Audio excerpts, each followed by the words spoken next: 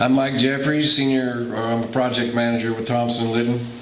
I appreciate you guys letting me come here and talk to you. Thank you for the invite. Thompson and Litton was brought on board with the city as one of their consulting engineers in November of 2020, and we were tasked with helping you guys work through your consent order. Good. Consent order was executed. I don't want to get too deep in the weeds, so if you have any questions. So Department of Environmental Quality, State Water Control Board, this was executed in September of 2020. There were three major components of this consent order. And I'm going to go a little bit backwards because I think we focus on the most positive first and then move forward. Part of your consent order, there was a civil penalty, and the city was assessed a civil penalty at that time, $62,426, of which 10% needed to be paid to Richmond, and that left the remaining amount of $56,000 was allowed to be put toward a supplemental environmental project, which you folks know as the dry run stream bank restoration. So that project was completed in August. I'm hoping you folks have driven by there, because we're pretty proud of that, and I think the city should be too. There was a lot of work that was done, and there were some change orders put together. So on top of the $56,000 that was reinvested in the community, there was some other funds put into it, and the culvert cleaning got taken care of. I don't know if the folks can see these photographs. We had tons of them. I tried to pick the best ones. The stream bank armoring in that undermined area by the road is probably one of the better ones.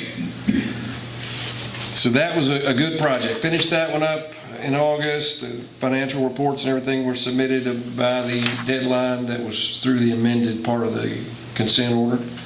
I did want to mention that we did go through an amendment process to extend some of the schedules that they had put in the original consent order.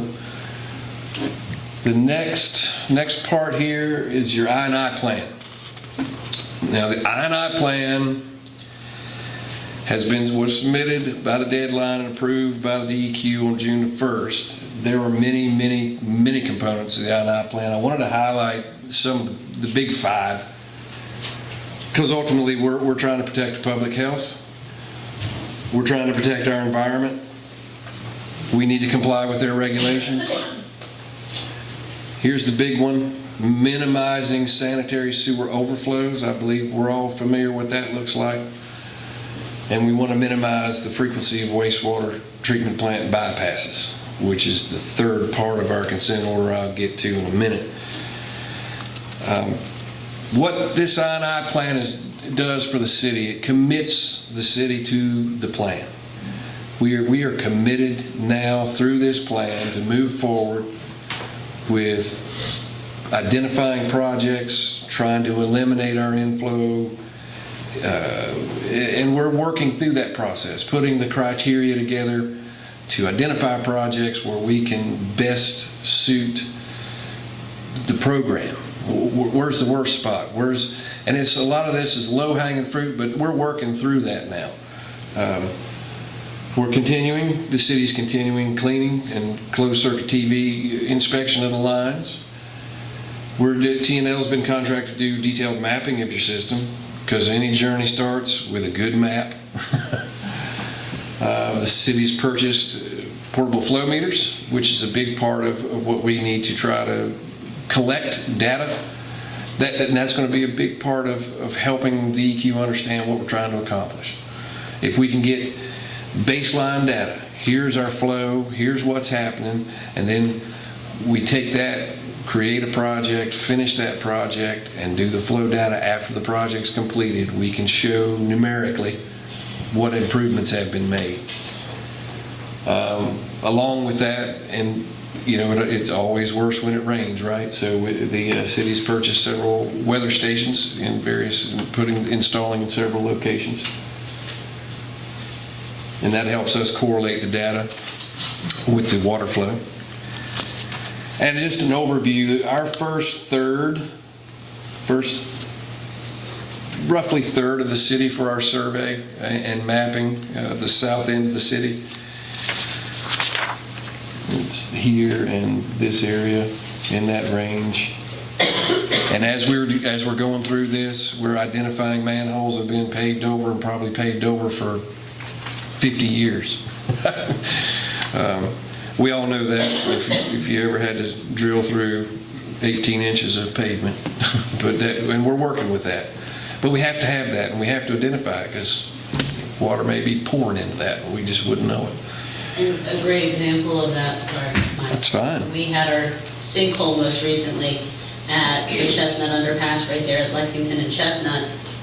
We found, even with all the institutional knowledge of staff, there was a manhole that had probably about 20 inches of asphalt over it that no one knew was there, that also had been contributing to some of the drainage causes of issues.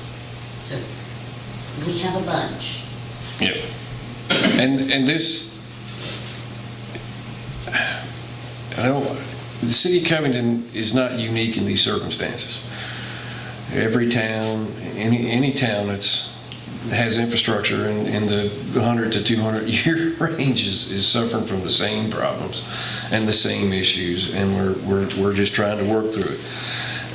I'm sure you've seen American Society of Civil Engineers gives America's infrastructure a D, and we're probably getting worse. Hopefully we're working to get better as a country. That's a different topic. The next and final portion of your consent order, and the big elephant, is the EQ Basin and Wastewater Treatment Plant construction project. We have completed that design. Well, let me go over a little bit what just a general plan view before I get into what our schedule looks like. Does this work? Yeah.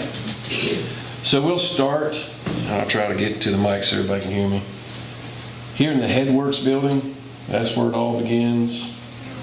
That'll get a separate channel.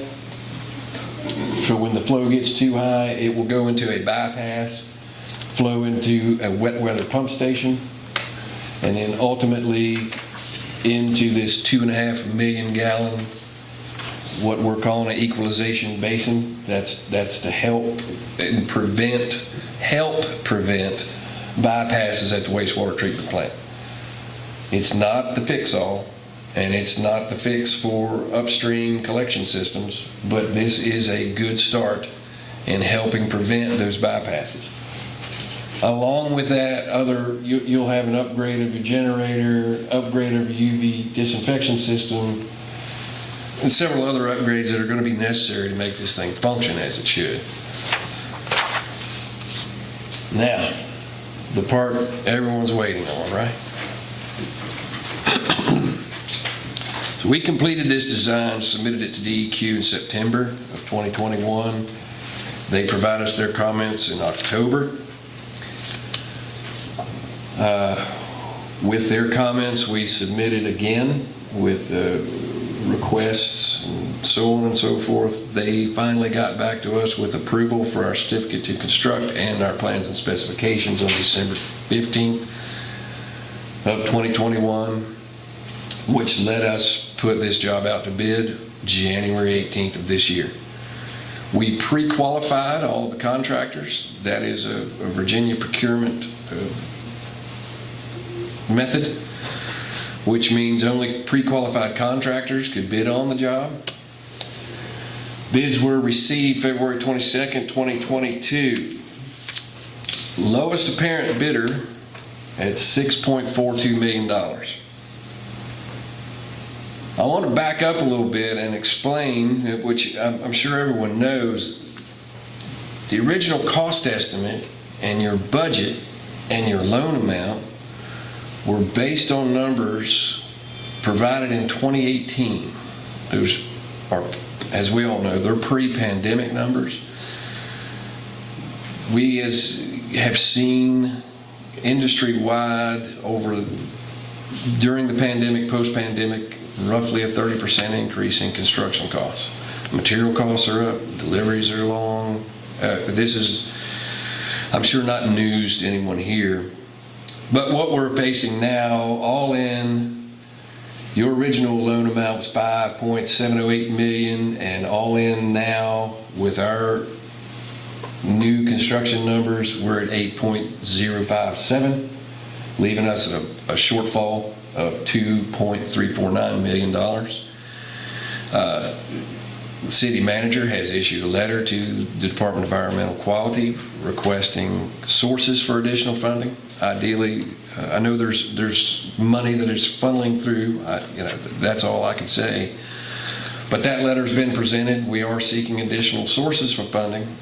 Ideally, that does not mean additional borrowing or additional debt. That's the ideal circumstance. But step one was to alert everybody, and I'm sure they're getting these letters every day because that's what we're seeing with bid results based on pre-pandemic cost estimates. With all that said, our intention, or the funding has to be approved before we can get this contractor started. Ideally, we can have that happen mid-April. But the key date, the biggest date, is the July 13th, 2023 completion date for this project, because that date is fixed by the consent order. That is your update on what I had for working with the consent order, and I'll open the panel to questions. One thing I'd like to reiterate that Mr. Jeffries pointed out, obviously, you've all been hearing that the cost has been spiraling, one with materials and construction issues. It did come in as far as the low bidder at 6.9, which we had at some points been forecasting upwards of even 8 million. So while it's not an ideal scenario, it's still lower than what we initially had at some points even 3 months ago potentially projected. Mr. Bryan and myself have reached out to our municipal advisors. They also had advised, talking with DEQ, rediscussing the principal forgiveness amount and other things. Several other localities right now, and Mr. Jeffries can also say that, are having to go through the same thing. That they previously, at the start of their consent order, had estimates, had negotiated funding amounts, and other things that then, because of unforeseen, ungodly acts, had things, quite frankly, have the carpet ripped out from underneath them. But with the federal and state relief dollars that are in play with regards to the American American Relief Act, let's just say, for infrastructure, and especially with water integrity and those kinds of things, and your wastewater systems, we're hopeful that we can make up that delta and not impact what is our traditional budgeting process or our traditional need to then potentially borrow. Question. So we've already got 5.7. Correct, guaranteed. And are we able to go ahead and at least start with the target start date, with the idea that we're going to work? Can we at least start getting something done in order to meet the fixed July 13th of 23? Or do we have to get all of that in a row before we can start on the actual project itself? That would be a question internally and with, I suppose, your legal counsel, or how much risk that you're willing to take. So if we're, because of the increase that everybody's seeing, and we've got to work to find this other 2.3 before we start, and that puts us, instead of April of 22, puts us in August of 22. How forgiving is DEQ for the finish date? If they know the circumstance, will they be forgiving, all the factors being equal, if we can't necessarily meet that July 13th? We would need to go through the amendment process, which requires another public notice and then working with us. They've been very accommodating so far, understanding, for instance, when we had the environmental project, We had some delays due to extreme weather. That was right around the same time we were trying to kick that off, that we had the emergency road work happen. Or we had some COVID restrictions that happened with staff with COVID. They've been accommodating thus far. We also had to adjust some of our target dates to meet some procurement requirements as well. So there may be that opportunity. As soon as we hear back regarding the principal forgiveness or other financing alternatives that may be available at the state, because sometimes it's no money for next to nothing, we'll know better if we need to then ask them about adjusting the schedule, because that does require the public notice period on their end and going through the formalities. If they meet just like you all as a governing body to approve each and every change to anyone's consent order. And that's something also that Mr. Popovich, your city attorney, can also advise on, as he's dealt extensively with DEQ over the years in his experience.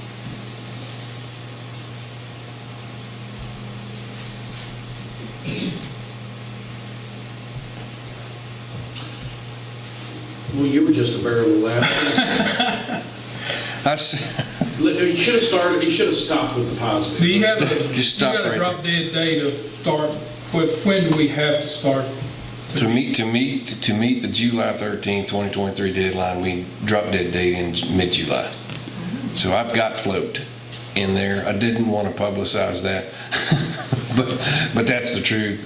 Because I know it is going to take time. Even if this thing did come in, oddly enough, on the 2018 budget, we still have a process to go through with DEQ to complete that funding, to complete those loan documents, to close the loan, get your reimbursements, so on and so forth. So there's still a hump to go through there.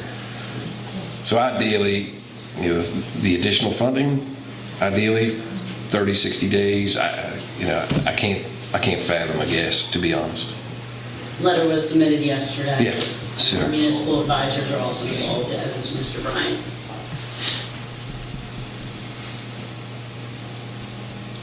but honestly, if it looks like we can't hit that July start date, we're just going to have to go back to the amendment process. That's the reality of it. I mean,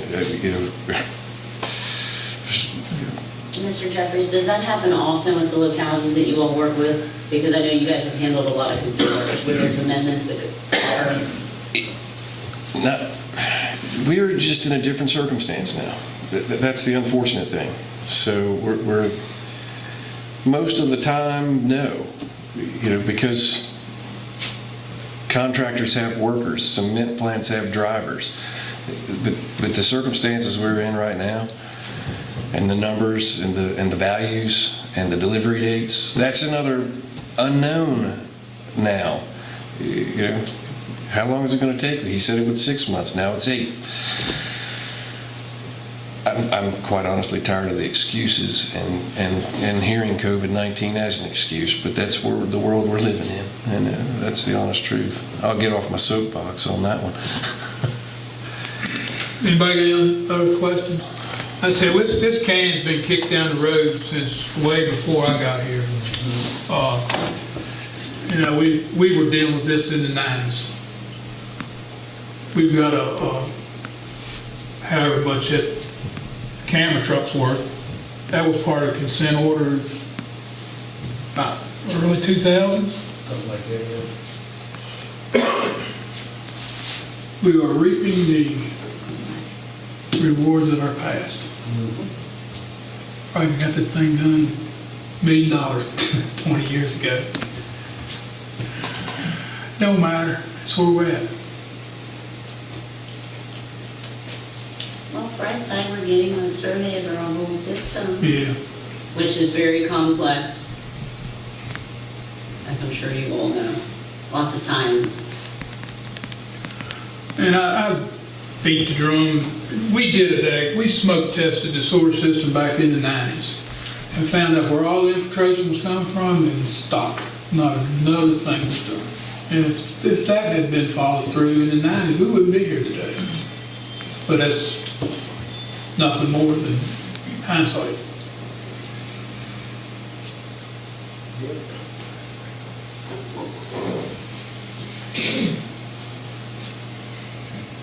Thanks. Yes, sir. Thank y'all. Thank you. Thank you, Mr. Jeffries.